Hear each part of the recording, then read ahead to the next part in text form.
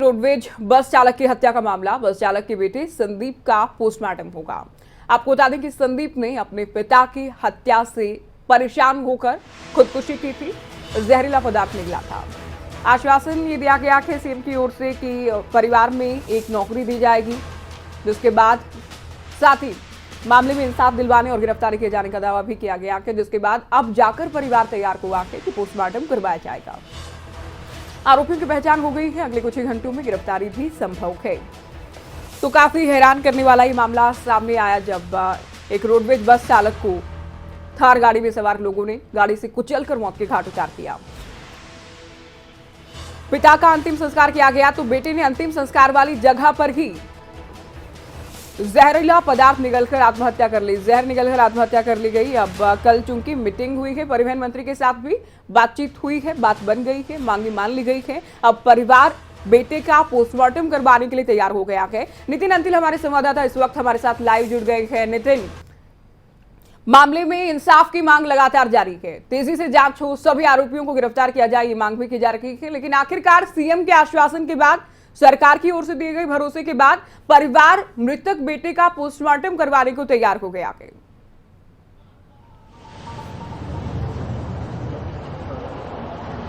जी ज्योति, बिल्कुल जिस तरह से कल यहाँ रोडवेज का बिल्कुल चक्का जाम था और उसके बाद सारा दिन परिवार की यही मांग थी कि आर्थिक सहायता, इसके अलावा एक नौकरी दी जाए। वहीं परिवार का ये भी मांग थी कि आरोपियों की जल्द गिरफ्तारी हो। लेकिन जब कल शाम मुख्यमंत्री मनोहर लाल खट्टर ने खुद इस बात की आश्वासन दिया कि एक नौकरी दी जाएगी, आर्थिक सहायता दी जाएगी, उसके बाद उनके भाई दीपक ने खुद ये कहा है कि वो इस बात से संतुष्ट है। लेकिन कहीं ना कहीं पुलिस की कार्रवाई से वो संतुष्ट दिखाई नहीं दे रहे हैं। उन्होंने यही जानकारी दी कि पुलिस के जो आला अधिकारी, उन्होंने यही जानकारी उन्हें दी है कि आइडेंटिफाई जरूर हो चुके हैं आरोपी, लेकिन कौन है और कहां से ये पुलिस ने कोई जानकारी नहीं दी है। 2 से 3 घंटे का समय परिवार को और दिया गया है कि 2 से 3 घंटे के बाद उन्हें जो गिरफ्तार कर परिवार के सामने ला लिया जाएगा और सभी को बता दिया जाएगा कि आखिरकार थार चालक कौन थे और इस वारदात को अंजाम क्यों दिया। फिलहाल मैं तस्वीरें दिखा दूं, सोनीपत के सिविल अस्पताल की तस्वीरें, जहां पर परिवार आ चुका है।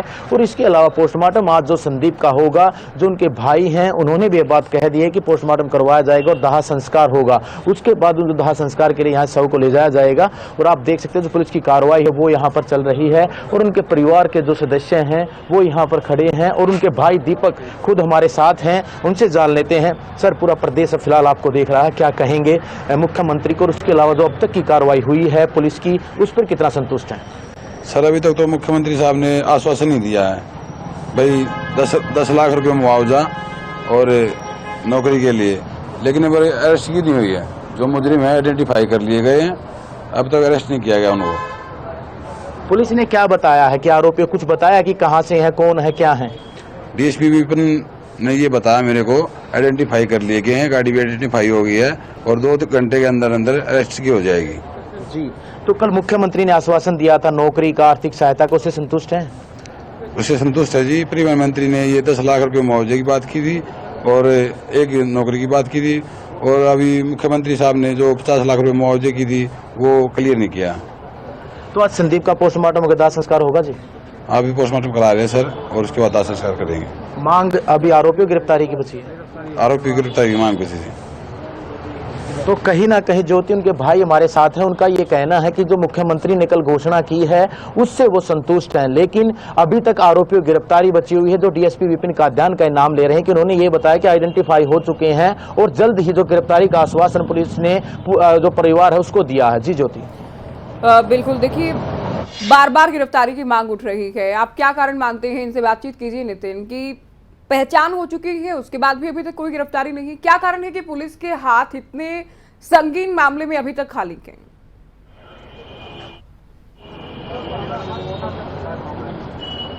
जी बिल्कुल, बार बार मांग एक ही उठ रही है, चाहे हरियाणा रोड का चक्का जाम हुआ, कर्मचारी हो या फिर आप हो। बहुत ज़्यादा समय हो चुका है, 3 दिन हो चुके, 6 तारीख की वारदात है, आज 9 तारीख है। बार बार एक ही मांग उठ रही है कि हालांकि ये कह रहे हैं कि आरोपियों की पहचान हो गई लेकिन गिरफ्तारी नहीं हुई। क्या कहेंगे आप? पुलिस ढीली है? पुलिस अपनी कार्रवाई कर रही है लेकिन अभी थोड़ी ढिलाई चल रही है। हम तो उस चीज़ को मानेंगे, पुलिस का पूरा काम तभी अरेस्ट की हो जाएगी। अभी अरेस्ट की हुई नहीं है।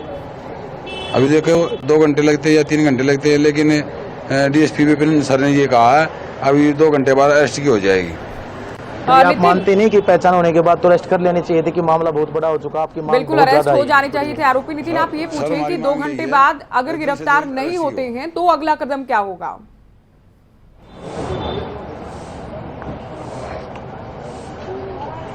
जी बिल्कुल, आपसे सवाल हो रहा है कि 2 से 3 घंटे का टाइम आपको दिया गया है, अगर तब भी अरेस्ट नहीं होते हैं तो कदम क्या होगा अगला?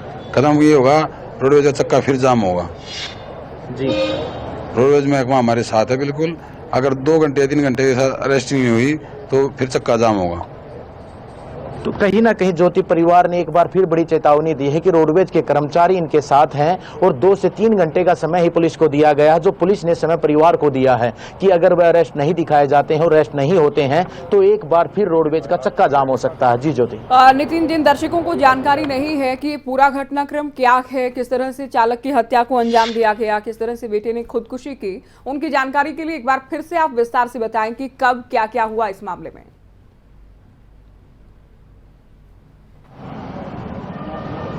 जी बिल्कुल ज्योति, 6 सितंबर की यह वारदात है जब रोजाना की तरह सुबह 5 बजे हरियाणा रोडवेज की बस दिल्ली से चंडीगढ़ रूट पर जा रही थी, तो उसी दौरान कुंडली एरिया में एक थार गाड़ी ने ओवरटेक करने की कोशिश की और रोडवेज वहां पर रास्ता बहुत छोटा होने के कारण साइड नहीं दे पाया था रोडवेज चालक। और उसके बाद जो थार चालक है जो जगबीर है और उसका साथी जो परिचालक था, वो जब बस से नीचे उतरे तो थार चालक ने उन दोनों को टक्कर मार दी और टक्कर इतनी भयानक थी कि जगबीर की मौके पर मौत हो गई थी और परिचालक गंभीर रूप से घायल हो गया था। परिवार की मांग थी कि आरोपियों को अरेस्ट किया जाए, जिसको लेकर चक्का जाम रोडवेज का 5 से 6 घंटे तक हुआ।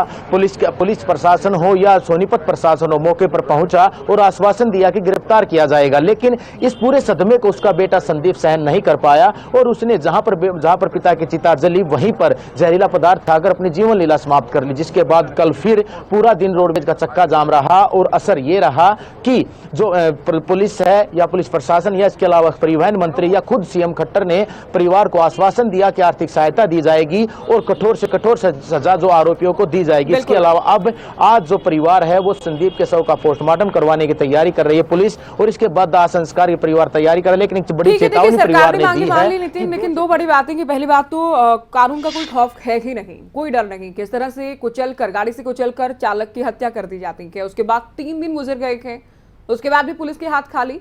तो पुलिस को वाकई इस मामले में सोचने की जरूरत है कि ना तो आपका खौफ है और ना ही आप टाइम पर कोई कार्रवाई कर पाएंगे। बहुत शुक्रिया नितिन, आपने ये पूरी जानकारी इस खबर से जुड़ी दी है। साथ ही इस मामले को लेकर सीएम की ओर से क्या कुछ कहा गया है ये भी आप सुने।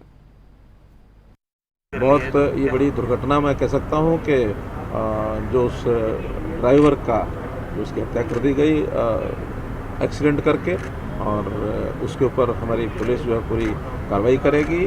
और दूसरी जो दुर्भाग्यपूर्ण घटना ये है कि उनके बेटे ने भी सुसाइड कर लिया है, तो हमने उनको कहा है कि जो भी डिपार्टमेंट की ओर से सहायता करने वो करेंगे ही। परिवार के एक सदस्य को नौकरी की बात भी हमने कही है और जल्दी ही जो ये कल्प्रेट है वो सब पकड़े जाएंगे।